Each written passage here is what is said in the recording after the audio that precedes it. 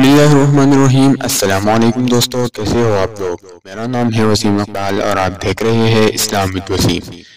पहले सदी हिजरी के चौथे आशरे का जिक्र है कि एक दफा बसरा के गवर्नर उबैदुल्लाह बिन जियाद को हौज़ कौसर के वजूद के बारे में शक पैदा हुआ। इसने लोगों से पूछा, क्या कोई शख्स हौज़ कौसर के बारे में मेरा अश्काल दूर कर सकता है।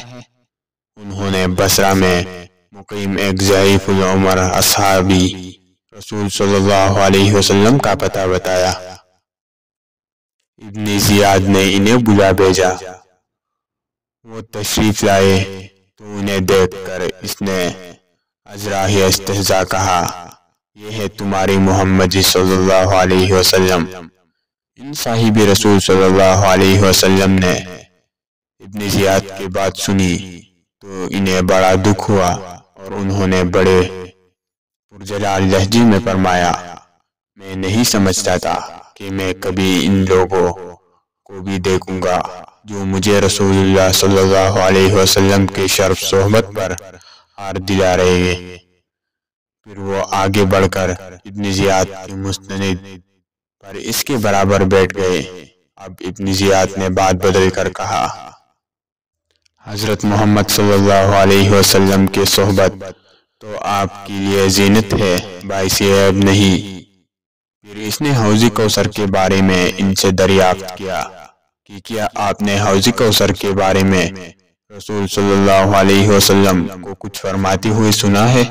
उन्होंने फरमाया, हाँ, एक दफ़ा इन्हें एक दफ़ा नहीं, दो दफ़ा नहीं, बल्कि 3 दफ़ा, बल्कि बार बार कि जो शख्स हौज़ कौसर का इनकार करेगा अल्लाह ताला इसको ना इसके करीब पटकने देगा और ना इसके पानी से इसको सैराब करेगा। ये फरमा गुस्से के हालात में फौरन वहां से चल गए।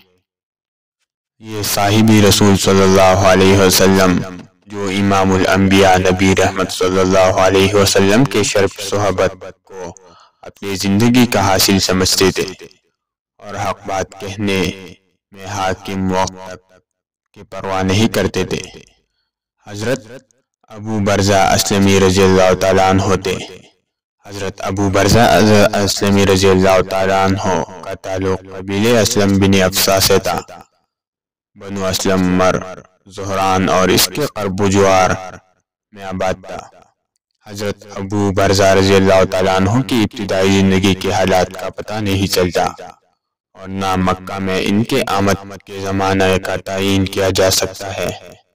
ताहम अल्लामा इब्न साद रहमतुल्लाह अलैह ने वाज़िह तौर पर लिखा है कि वो बहसत नबवी के इब्तिदा ज़माने में मुशर्रब इस्लाम हुए और हिजरत नबवी के बाद ग़ज़वात का सिलसिला शुरू हुआ तो तकरीबन तमाम ग़ज़वात में हुज़ूर सल्लल्लाहु अलैहि वसल्लम के हमरकाब रहे। फ़तह मक्का के मौका पर हुज़ूर सल्लल्लाहु अलैहि वसल्लम ने जिन चंद अशख़ास को वाजिबुल क़त्ल करार दिया, इनमें एक अब्दुल्लाह बिन ख़तल भी था।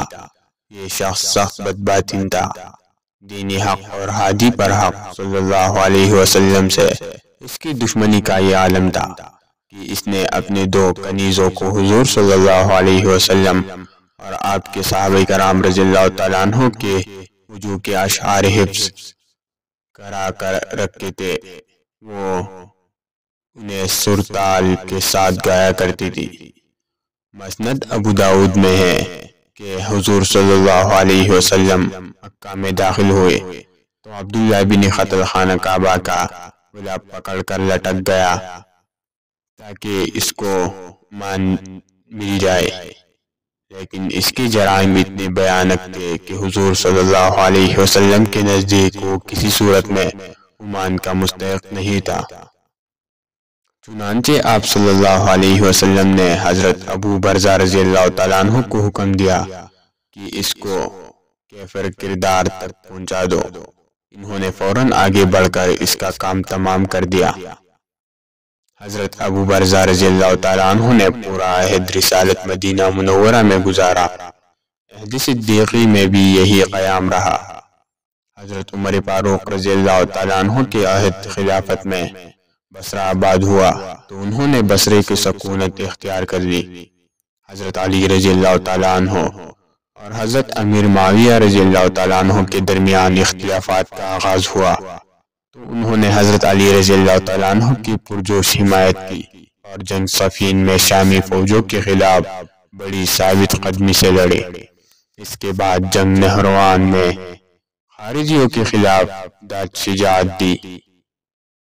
حافظ ابن حجر رحمۃ اللہ علیہ نے اصابہ میں لکھا ہے کہ حضرت ابو برزہ رضی اللہ تعالیٰ عنہ نے خراسان کے فتوحات میں مجاہدانہ حصہ لیا، لیکن انہوں نے یہ تصریح نہیں کی کہ وہ کسی زمانے میں اور خراسان کی کون سی مہم میں شریک ہوئے۔ قیاس یہ ہے کہ وہ خراسان کی ان مہموں میں شریک ہوئے جو امیر معاویہ کے عہد میں بھیجی گئی۔ حضرت ابو برزہ رضی اللہ تعالیٰ عنہ کو فیضان نبوت سے بہرے یاب ہونے کا کافی موقع ملا، اس لیے وہ علم و فضل کے اعتبار سے بڑا اونچا مقام رکھتے تھے۔ حضرت ابو برزہ رضی اللہ تعالیٰ عنہ نہایت پاکیزہ اخلاق و کردار کے حامل تھے۔ سبقت فی الاسلام، شوق العلم، شوق الجہاد، حب رسول، جود و سخا اور سادگی ان کی کتاب سیرت کے خاص ابواب ہے۔ ابن سعد رحمۃ اللہ علیہ کا بیان ہے کہ ان کا معمول تھا کہ صبح و شام غریبوں اور مسکینوں کو کھانا کھلایا کرتے تھے۔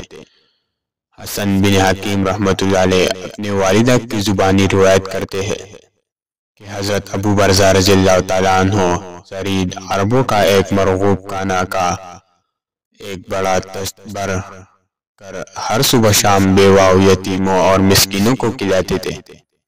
حضرت ابو برزہ رضی اللہ تعالیٰ عنہ کو اللہ تعالیٰ نے بہت کچھ دے رکھا تھا، لیکن وہ زاہدانہ زندگی بسر کرتے تھے۔ زندگی پھر بھی کبھی تکلیف کھانا نہ کھانا، نہ قیمتی لباس پہننا، گھوڑے کی سواری بھی نہیں کرتے تھے۔ ان کے ایک ساتھی صحابی حضرت عائز رضی اللہ تعالیٰ عنہ تھے۔ وہ عمدہ کپڑے بھی پہنتے تھے اور گھوڑے پر بھی سوار ہوتے تھے۔ ایک شخص نے ان دونوں بزرگوں کے درمیان پھوٹ ڈالنے کا منصوبہ بنایا۔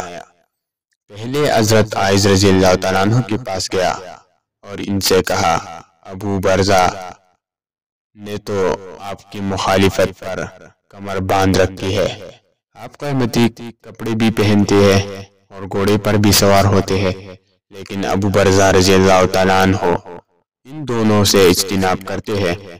حضرت عائز رضی اللہ تعالیٰ عنہ نے فرمایا، اللہ تعالیٰ ابو برزہ رضی اللہ تعالیٰ عنہ پر اپنے رحمت نازل کرے، آج ہم میں کون ان کے ہمسری کرتا ہے۔ وہ شخص حضرت عائز رضی اللہ تعالیٰ عنہ کے جواب سے مایوس ہو کر حضرت ابو برزہ رضی اللہ تعالیٰ عنہ کے پاس گیا اور ان سے کہا، دیکھیں عائز رضی اللہ تعالیٰ عنہ کس ٹاٹ سے زندگی گزارتے ہیں، قیمتی لباس پہنتے ہیں اور گھوڑے پر سوار کرتے ہیں۔